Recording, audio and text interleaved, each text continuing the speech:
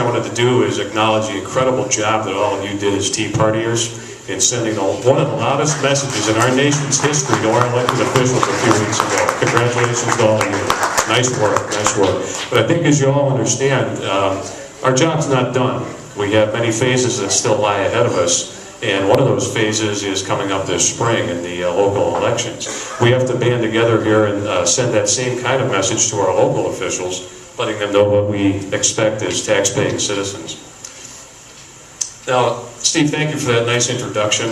I'm going to echo a lot of Ted's sentiments. I could just say ditto to that and call it a night, but I'll give you your money's worth. Okay. As he said, my name is George Porter, and I am a Tea Party candidate for village trustee in Homer, Glen.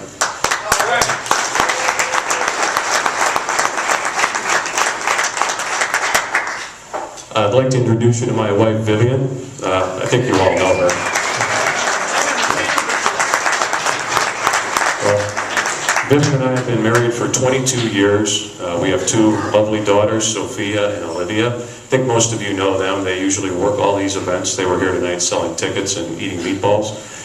But they went home to do homework and probably watch Dancing with the Stars, I think that's what it is. So, yeah, I'll forgive the short attention span given their ages, but they do a lot to help their mother out. We certainly appreciate that.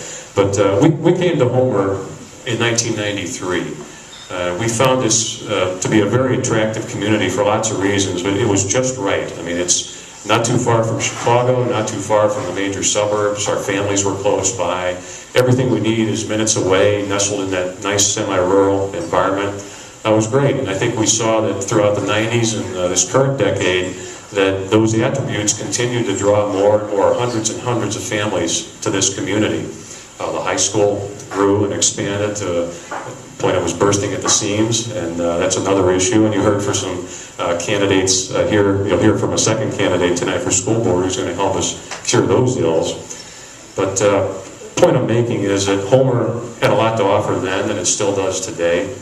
And as I look to the future, I know that we still have 3,000 acres of land that's zoned for residential development. Another 1,500 for commercial. All of you know that 159th Street was recently approved by IDOT to be widened. That's going to be a vital component in the economic development of our community. Now, there are some folks, I think, out there who still, and I still hear about it, they want to keep the status quo. They'd like Homer to stay a bedroom community. Stop the commercial growth, don't limit the residential, and just keep it like it is and not lose that rural flavor. And I can appreciate that. I mean, I think we still have a good diverse mix of that when you look at the landscape. Horse farms and schools and shopping malls and professional business offices. But I think the status quo isn't going to get it done because most of the people I talk to are clamoring for some property tax relief.